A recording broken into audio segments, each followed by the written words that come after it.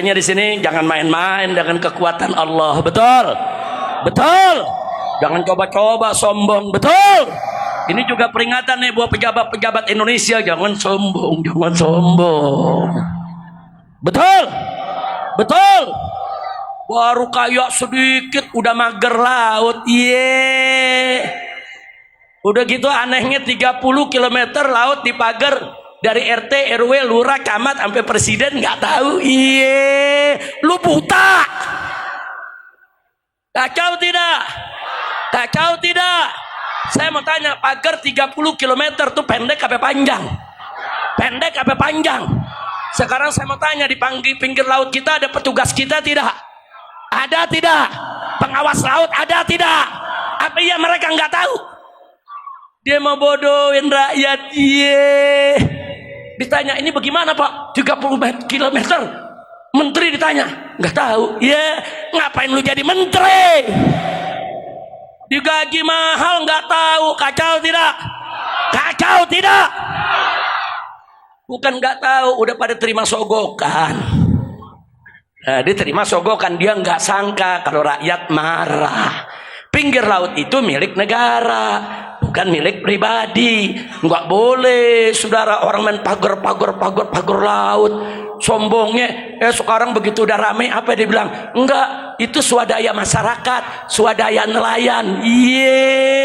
Itu pagar harganya puluhan miliar. Terus nelayan yang keluarin duit dari mana? Kacau tidak? Kita ini semua dianggap goblok, saudara. Pemerintah anggap kita goblok, menteri anggap kita goblok, DPR anggap kita goblok. Saudara, itu bangun pagar 30 km pakai bambu betung yang panjang-panjang, hitung aja dah harganya. Itu miliaran. Nelayan dari mana duitnya? Tiap hari makan ikan asin, ikan segar dia jual, ikan asin buat di rumah. Betul? Betul? Jangan ngebodohin rakyat, saudara. Alhamdulillah nelayan yang jujur masih banyak. Nelayan yang jujur ngomong enggak, itu bukan masyarakat yang bangun. Bukan itu pengusaha yang bangun. Nah makanya saya mau ingatkan kepada pengusaha khususnya 9 naga, jangan mancing kami marah. Nanti kalau kami umat Islam sudah marah, kalian 9 naga akan kami jadikan 9 cacing. Takbir. Siap berjuang, siap melawan mereka, siap cacingkan naga. Takbir. Mentang-mentang banyak duit bisa bawa jenderal, nakut-nakutin rob, gua kepret loh. Jangan takut ya kawan. Betul? Makanya rakyat yang ada di Tangerang, yang di pinggir laut sana, terus berjuang, rebut hak kalian. Rebut hak kalian. Kalian punya hak untuk melaut.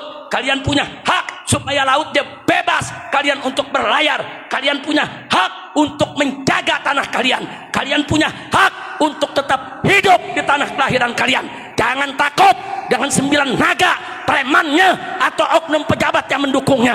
Demi Allah, kalau rakyat di sana sudah bersatu, saudara, betul-betul mau menegakkan keadilan, saya akan ajak semua umat Islam rame-rame kita bela rakyat, hancurkan 9 naga, saudara. Takbir. Siap berjuang, siap lawan 9 naga, siap jadikan naga sebagai cacing. Takbir. Kalau udah digituin baru dia pada mencret dari urusannya, saudara. Jangan, nggak boleh mendolimi rakyat, tidak boleh. Jangan berbuat zalim. Lihat tuh Amerika, dia berbuat zalim Palestina, Allah balas, saudara. Sekarang juga kita lihat, saudara, kemarin di rezim yang lalu di bawah pimpinan Jokowi banyak ulama ditangkap, ada habaib juga di penjara, ada kiai yang difitnah berbuat mesum. Betul? Oh, fitnahnya macam-macam, saudara. Begitu dia turun sekarang, saudara, Allah buka semua boroknya. Allah buka korupsinya, nepotismenya, jahatnya, boroknya, bobroknya, saudara. Sampai dibuka juga isu tentang istrinya suka terong muda. Saya nggak paham tuh terong apa tuh. Lu mikir sendiri dah apa bener. Ini yang namanya netizen tega banget, saudara. Sampai yang begitu-begitu ditelanjangin netizen. Lu tega banget lu. Mudah-mudahan sih nggak bener. Amin. Amin. Tapi kalau bener kelewatan. Ini kekuasaan Allah, jangan sombong. Saudara baru kemarin berkuasa. Oh, basur-basur teriak, ini seperti Sayyidina Abu Bakar Siddiq. Iya. Berikutnya dibilang, ini kayak Sayyidina Umar. Iya. Berikutnya lagi bilang, ini kayak Sayyidina Utsman. Ya, berikut lagi bilang, ini kayak Sayyidina Ali pemberani. Iya. Begitu melengser apa basur bilang, ini kayak Nabi Muhammad. Pala lu bomenyan. Nah sekarang akhirnya apa? Begitu lengser saudara, lembaga jurnalis internasional menobatkannya sebagai presiden terkorup di dunia. Betulnya kayak Sayyidina Abu Bakar. Sayyidina Abu Bakar mana ada korupsi, betul? Betul. Saya tanya Sayyidina Abu Bakar Siddiq radhiyallahu anhu korupsi tidak? Korupsi tidak? Sayyidina Umar korupsi tidak? Sayyidina Utsman korupsi tidak? Sayyidina Ali korupsi tidak? Nggak ada yang korupsi mau dibilang kayak sahabat Nabi. Masya Allah, kira-kira jelas gak? Lanjut. Kalau ada intel yang nyatet nih panitianya Habib Ye ini. Bukan polisi udah bosen nangkep saya, dia pengen nangkep panitianya. Bo. Ini Habib Ye nih foto. Alhamdulillah, enggak usah takut. Yang hak katakan hak, yang batil katakan batil. Setuju? Nah makanya saya ajak umat Islam. Ada nanya, Beb bagaimana nih Beb? Kok negara kacau begini Beb? Bagaimana nih Beb? Ini apa yang mesti kita lakukan? Saya bilang tenang, nih buaya lagi ribut sama buaya. Kalau buaya sama buaya lagi berantem, lu jangan misahin, ntar lu digigit. Betul? Buaya sama buaya ribut, diamin aja, gelar tikar tonton. Ya kan sekarang lagi pada ribut dia media saudara, main bongkar-bongkaran borok, bongkar-bongkaran korupsi, bongkar-bongkaran kejelekan, saling melapor ke polisi. Akhirnya apa? Maling nangkep maling, yang ditangkap maling, yang nangkep maling juga saudara. Nah kalau begitu saya mau tanya saudara, ikut campur apa nonton aja? Ikut campur apa nonton? Alhamdulillah. Saudara, ini pertolongan Allah. Karena apa? Karena saya dengar kiai-kiai di pondok-pondok pesantren, di majelis-majelis taklim, umat Islam di masjid-masjid, di musolah-musolah, apalagi di tablik begini. Saudara, se-Indonesia, saudara hampir tiap hari terdengar sholawat asghiriz zalimin bid zalimin. Betul. Di sini dibaca gak?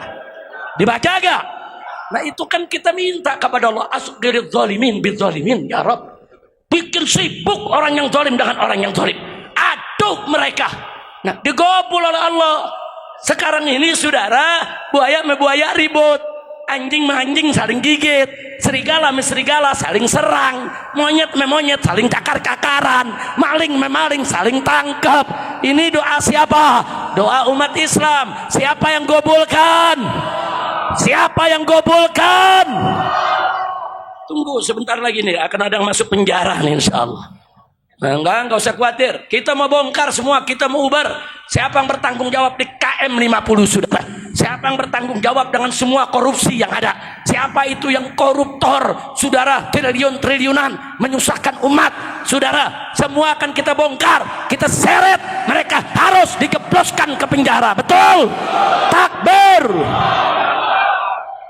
Prabowo waktu pertama kali dilantik ke pidatonya, kita akan kejar semua koruptor sampai ke Antartika.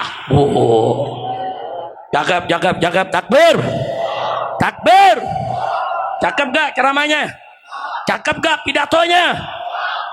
Saya bisikin lewat orang-orangnya, kasih tahu Prabowo, jangan kejar koruptor ke Antartika, cukup kejar yang ada di antara kita. Setuju? Jauh-jauh amat Antartika di depan mata kita ada, betul gak? Oke teman-teman semua, itulah tadi ceramah dari Habib Rizik yang menyinggung persoalan yang tengah terjadi di tengah masyarakat, yaitu soal pagar laut sepanjang 30 km yang sampai saat ini belum ditemukan siapa dalang di balik pembuatan pagar laut tersebut. Walaupun staf desa di sekitaran pagar laut tersebut mengatakan bahwa yang membuat pagar laut itu ya nelayan. Namun rasanya tidak masuk akal ya, karena pembuatan pagar laut sepanjang 30 km itu membutuhkan biaya yang sangat banyak. Kalau itu nelayan ya buat apa kan? Buang-buang duit buat membuat pagar laut seperti tersebut. Yang ada itu hanya menyulitkan nelayan untuk mencari ikan, bukan untuk membantu nelayan untuk mendapatkan ikan. Berbagai macam alasan itu yang justru yang mengatakan itu yaitu staf desa setempat ya. Justru yang nelayan asli seperti Pak Kolit, walaupun orang Serang yang sering mencari ikan di laut sekitaran itu, justru mengatakan bahwa pagar laut ini sangat mengganggu ya aktivitas nelayan untuk mencari ikan.